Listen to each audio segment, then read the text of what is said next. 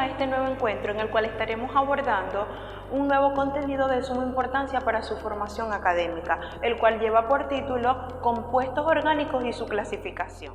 A continuación estaremos abordando el contenido compuestos orgánicos, llamados también hidrocarburos, y son considerados así porque en su fórmula aparece exclusivamente el átomo de carbono acompañado del átomo de hidrógeno. Son llamados hidrocarburos precisamente por esa estructura que tiene, y dependiendo del tipo de compuesto o dependiendo el elemento que esté unido, obtendremos el compuesto orgánico determinado. ¿Cuáles elementos podemos tener adicionados al hidrocarburo? El grupo de los halógenos, como son flúor, cloro, bromo y yodo, y también entre ellos tendremos al átomo de nitrógeno, el de oxígeno, el de fósforo, el de azufre, entre otros elementos, dependiendo del tipo de compuesto que queramos obtener. La química orgánica forma parte fundamental de lo que es el estudio de la formación de los compuestos orgánicos. Es indispensable, ya que ella es la rama indicada de la química en general que se encarga del estudio de la formación de los compuestos de tipo orgánico. Dentro de los compuestos orgánicos tenemos una determinada clasificación, o en algunos textos ustedes podrán encontrar diversas clasificaciones de los compuestos orgánicos. En este momento nosotros nos enfocaremos en trabajar la primera parte de esa clasificación, ya que son los compuestos elementales o básicos para poder trabajar todos los compuestos que a continuación o que más adelante ustedes tendrán la oportunidad de desarrollar. Para la clasificación de los compuestos orgánicos estaremos trabajando esta primera parte, en donde tendremos los alcanos, los alquenos y los alquinos. Estos tres tipos de compuestos que son básicos para la formación de compuestos más complejos, en donde estén participando los elementos que hice mención hace un momento, como lo es el grupo de los halógenos y los otros elementos que mencioné. En esta oportunidad, fíjense, tenemos la representación de alcanos con una simple línea que ya hemos discutido y que representa un enlace. Esa línea o guión representa el enlace, lo que va a permitir la unión entre esos átomos de carbono e hidrógeno para poder representar desde el punto de vista estructural a el compuesto determinado. En el caso de los alquenos tenemos un doble enlace, y en el caso de los alquinos tenemos un triple enlace, ya que el grupo de los alquenos y los alquinos representan otro tipo de compuestos, son compuestos de tipo hidrocarburos de tipo insaturado, que estaremos abordando en posteriores encuentros. En esta oportunidad nos enfocaremos en los alcanos. Los alcanos son conocidos como hidrocarburos saturados. ¿Por qué decimos que son saturados desde el punto de vista estructural? Porque alcanza la tetravalencia el carbono y cada uno de sus enlaces ubicados alrededor del símbolo del elemento, como ya lo hemos estudiado en contenidos anteriores, podemos ocuparlos o lo podemos acompañar de otro elemento, en este caso del átomo de hidrógeno, el cual le va a permitir darle una estabilidad al determinado compuesto. Son entonces saturados porque sus cuatro enlaces se encuentran compartiendo para poder alcanzar la estabilidad del compuesto que vaya a formar. Tenemos un ejemplo de alcano que lo hemos venido trabajando, se llama metano. La fórmula molecular en este caso sería CH4, lo que me indica la presencia de un átomo de carbono acompañado de 4 de hidrógeno. Y si lo vemos desde el punto de vista estructural, en los alcanos siempre vamos a observar desde ese punto de vista un enlace simple. Esta línea o guión que va a estar presente en todos los compuestos de tipo alcano lo llamamos también enlace simple. Esa línea o guión llamada enlace se llama enlace simple. En este caso, como tenemos 4 átomos de hidrógeno, recuerden que el átomo de hidrógeno completa el octeto del átomo de carbono y de esta forma damos la estabilidad a este compuesto. El átomo de hidrógeno, o en este caso cada átomo de hidrógeno, alcanza su estabilidad con sus 2 electrones, como ya lo hemos estudiado, y entonces tenemos la representación del tipo alcano, en este caso de la molécula del metano, CH4, representado con únicamente enlace simple. Los alcanos pueden tener desde un átomo de carbono hasta infinitos átomos de carbono. Les presento el ejemplo más sencillo, que es el metano, y a continuación, el segundo ejemplo, vamos a trabajar el pentano, un compuesto orgánico de tipo alcano que tiene una fórmula molecular C5H12, es decir, 5 átomos de carbono y 12 de hidrógeno, en donde cada átomo de carbono debe cumplir con su tetravalencia. ¿A qué hago referencia con la tetravalencia? A esas 4 oportunidades de enlace que pudimos determinar a través de una configuración electrónica en temas posteriores y que sabemos que es la oportunidad de enlace o la capacidad que tiene el átomo de carbono de compartir esos 4 enlaces para poder alcanzar su estabilidad. ¿Quién le va a dar la estabilidad en este caso? Como ya bien mencionamos, estamos hablando de hidrocarburos, presencia únicamente de carbono e hidrógeno, pues entonces sería el átomo de hidrógeno quien le dé esa estabilidad. Lo primero que tengo que hacer es establecer una cadena que, dicho sea de paso, en esta oportunidad con los compuestos orgánicos, a diferencia de los inorgánicos donde teníamos una estructura diferente, la estructura de los compuestos orgánicos se forma a través de cadenas, llamadas cadenas hidrocarbonadas. Por supuesto, haciendo mención a que en su estructura solamente tenemos carbono e hidrógeno.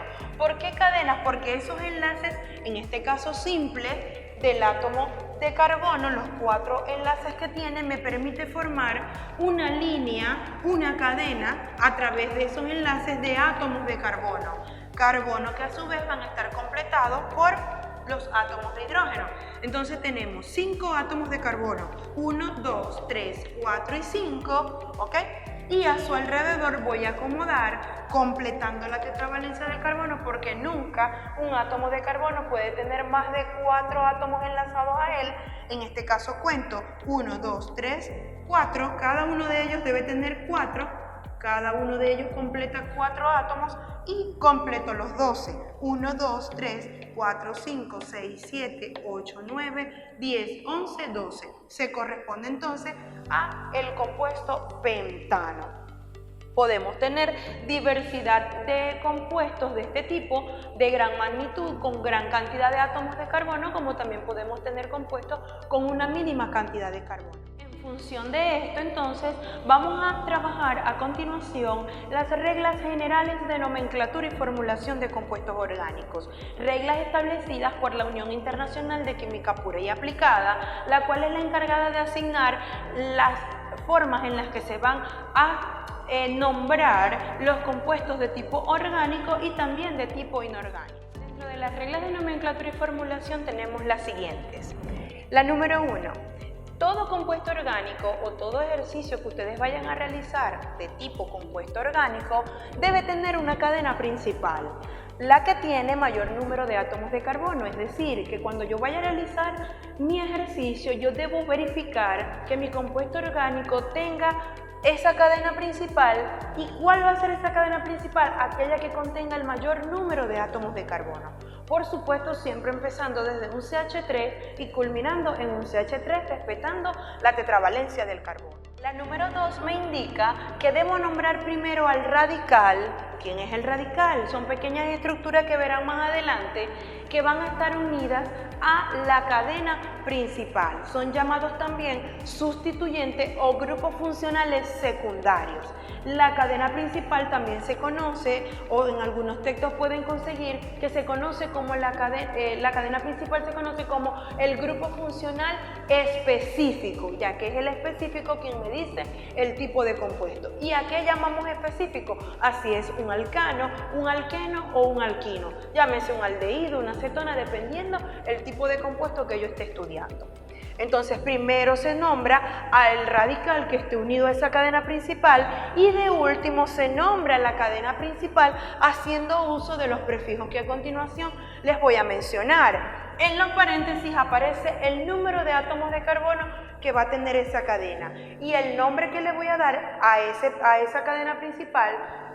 Con ese número de átomos de carbono determinado, el prefijo numérico que voy a emplear según el número de átomos es met, et, prot, but, pen, ex, ec, op, non y dec. La terminación, en este caso continúa, un dec, dodec, tridec, tetradec, pentadec hasta llegar al número 20, ya que trabajaremos diversos ejercicios en los que el número de carbono podrá llegar a 20, a 25, a 30, todo depende del tipo de compuesto que les sea planteado. La terminación o el sufijo que le vamos a asignar a estos prefijos numéricos va a depender, como ya hice mención, del tipo de compuesto. En este caso, como ya empezamos a trabajar con los alcanos, la terminación para los alcanos es el término ano. Por lo tanto, si yo estoy en presencia de un compuesto de tipo alcano que tenga 3 átomos de carbono, entonces los estaré llamando propano.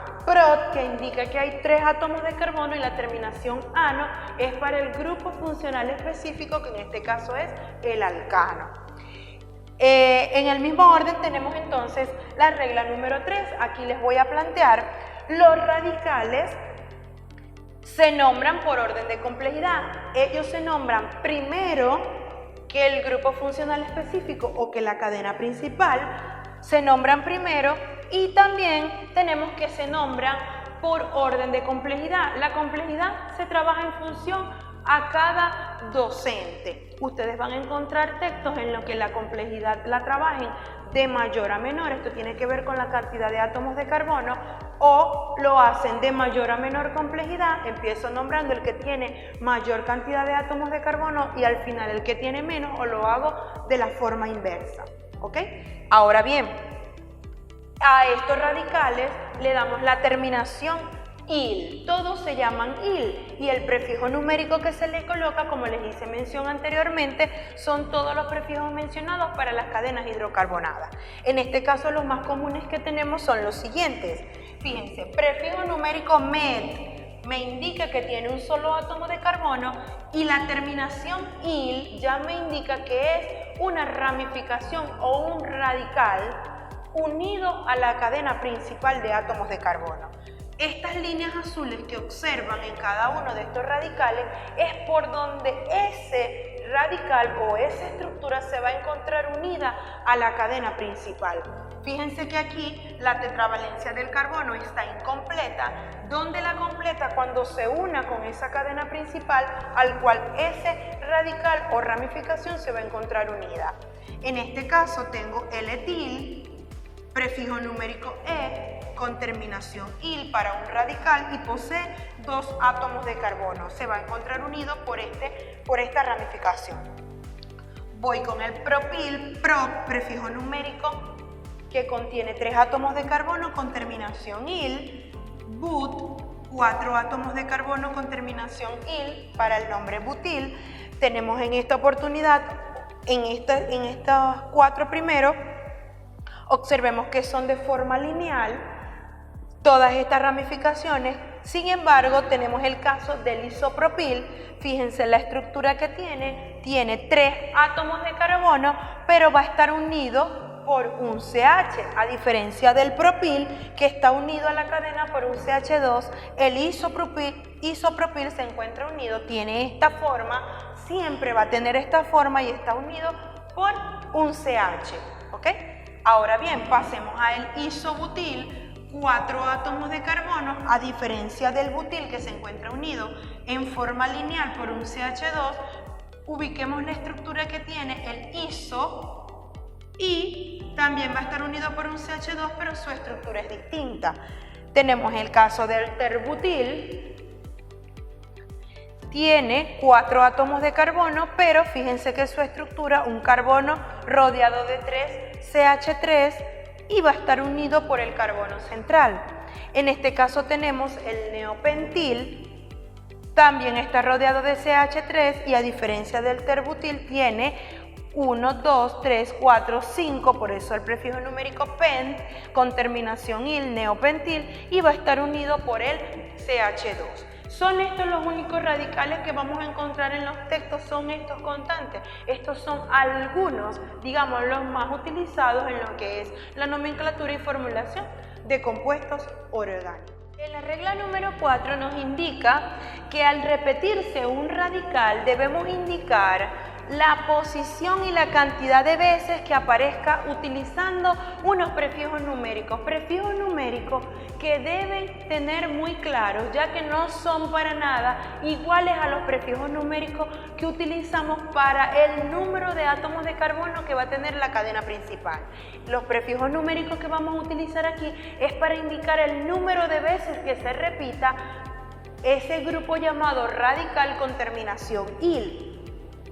¿Cuáles son esos prefijos numéricos? Bueno, si el metil se repite o está unido, ramificado en la cadena principal 2 o 3 veces, yo debo ubicar cuántas veces aparece en la cadena principal unido y según eso yo voy a utilizar estos prefijos: di, tri, tetra, penta, hexa, hecta, octa, nona y deca, en función, allí tienen los números, en función del número de veces que se repita.